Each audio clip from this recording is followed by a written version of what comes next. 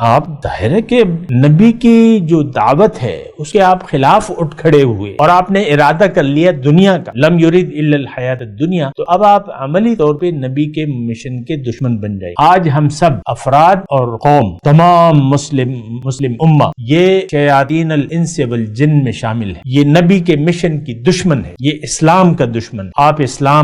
چلے، میں آپ کا لفظ نہیں استعمال کرتا کیونکہ بعض لوگ پھر ذرا کو زیادہ محسوس کرتے ہیں، ہر وہ شخص جو دنیا کا طالب اور طالب مولا نہیں ہے تو یہ دراصل نبی کا دشمن ہے، نبی کے مشن کا دشمن ہے۔ اب شیطان اور دنیا والے اس کی نظر میں جو خفیہ باتیں کرتے ہیں، ملمہ چیزوں کو، تو وہ اس پہ آپ کا یقین ہوگا، تو پھر اللہ تعالیٰ فرمایا کہ ٹھیک ہے فَذَرْهُمْ وَمَا يَفْتَرُونَ، جو بھی یہ کر رہے ہیں چھوڑ دو، انہیں کرتے رہے۔ پھر اللہ تعالیٰ کہے گا وَلْيَقْتَرِفُوا مَا هُمْ مُقْتَرِفُونَ، جو یہ صنع کر رہے ہیں تو اس میں جو ہے اپنی افترا پردازیاں کرتے رہے، میری تو کوئی پرواہ نہیں ہے کہ یہ کہاں جا کے کس گڑھے میں جا کے گر رہے ہیں اور ہلاک